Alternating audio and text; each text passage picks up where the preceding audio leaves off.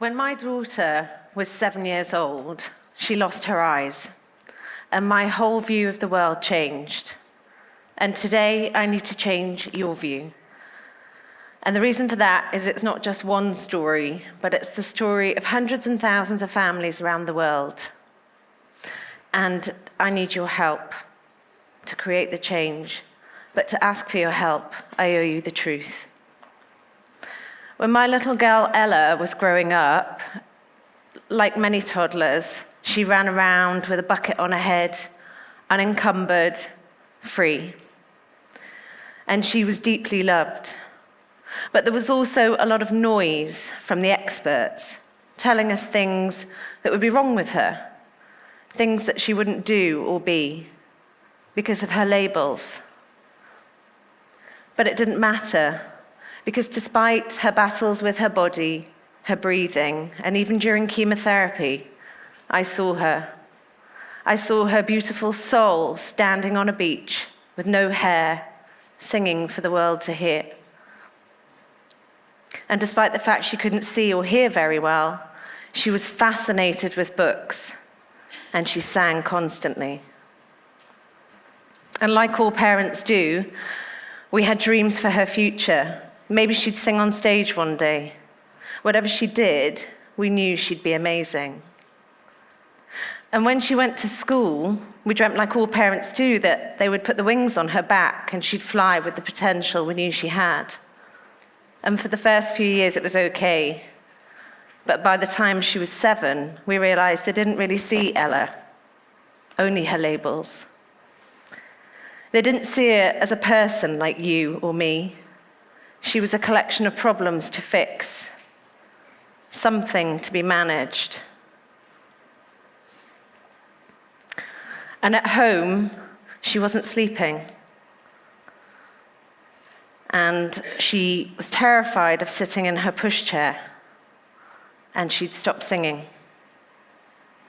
And I trusted the people who'd looked after my daughter during the day, but I knew that she was in crisis. I knew there was a train crash coming, and I was desperately trying to tell them, but nobody was listening.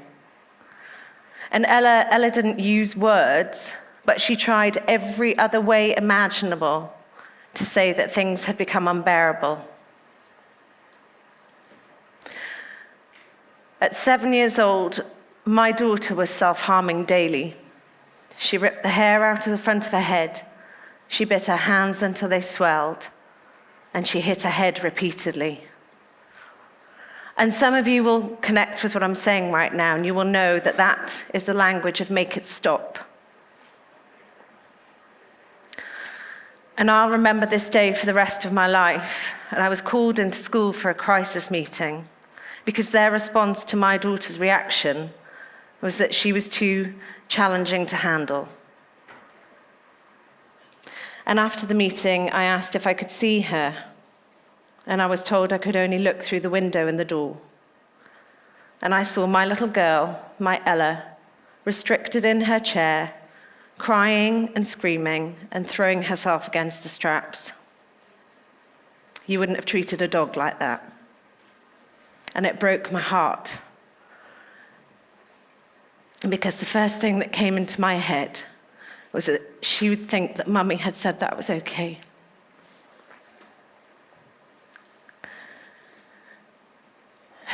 And we took her home, and we thought the worst was over. But 3 weeks later, at a routine eye appointment, they realized that my daughter had hit her head so hard, she detached both of her retinas and she went blind. And the lights had gone out.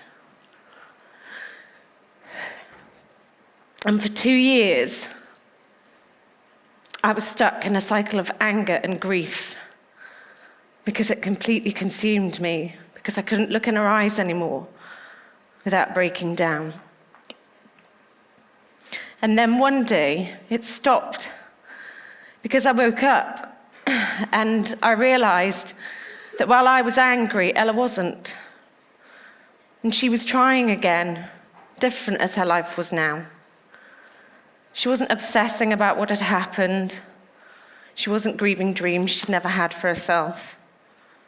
She was trying again. She was dealing with Thursday and the weather and who was sitting right in front of her. And I had to do the same. I had to put the anger away, focus on her, focus on hope, and we had to start again. We have a crate at our front door. It's nothing fancy. I've got a husband and 3 kids. I don't have time to display my shoes like a Pinterest board. And every day for 9 months, my daughter would sit and go through this crate twice a day. And at first, people thought this was cute or interesting.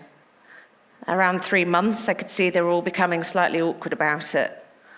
And at 6 months, some of the more official visitors said to me that this was obsessive and I needed to stop her.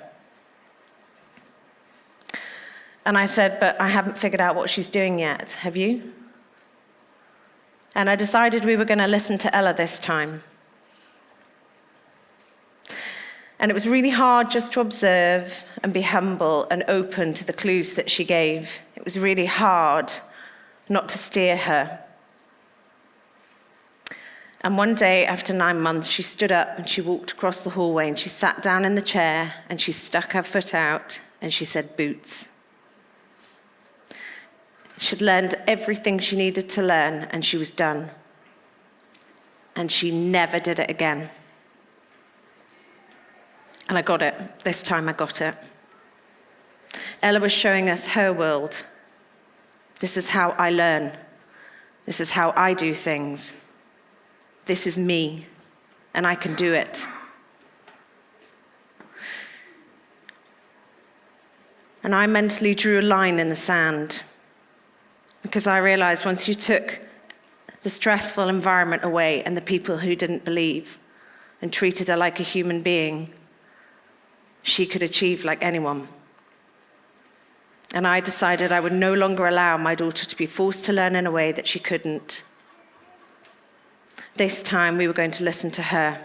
We were going to connect with Ella. We were going to work with her, not do to her, and doing so widen our view. And the assumptions from the past faded away. And I realized although Ella had lost her sight, she had given us great vision. And the shoeness of a shoe was complete.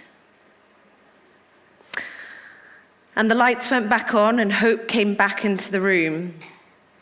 And with the connection and trust restored, Ella is absolutely flying.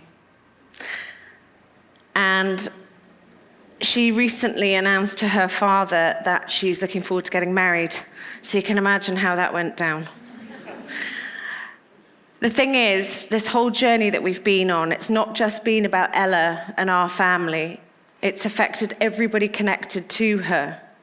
People who work with us say it's changed their lives. And it's enriched our whole community. And if that can happen in our tiny part of the world, why are Ella's not seen everywhere, every day, in our homes, communities, and our societies, all the time? Why are they hidden and locked away and marginalized and othered and pushed out still? We're conditioned in society to look at things through a certain lens, and I'm telling you it's completely false. Because we've got to a point where we hold everyone up against a measuring stick. We decide who deserves and who doesn't. Who gave us the right to do that? Is it our obsession with reducing people to ones and zeros? Is it our fear that if we give to others, we will have less for ourselves? All this stuff is false. It has no value or meaning. And it's brought us to a crisis point in every part of our world. And it's vital that we turn this conversation on its head. We need to reboot. We need to flip the narrative. We need to relearn that it does not matter what package you arrived in. We need to look again. Because these people that we currently treat appallingly are the integral part of our humanity, and we are completely excluding them. Everybody needs more connection, compassion, creativity, and diverse ways of thinking. We need it.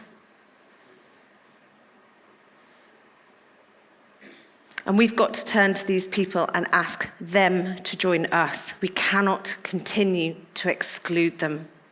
Everybody needs a seat at the table. And we need to drop the ridiculous assumptions. And all it takes to change this is to change your point of view. Stop tolerating blatant inequality. Demand better for your fellow humans. Because we are all different, but we're the same. Because we're all human beings, and we need a human movement. Because we are one, and we can do this. Thank you.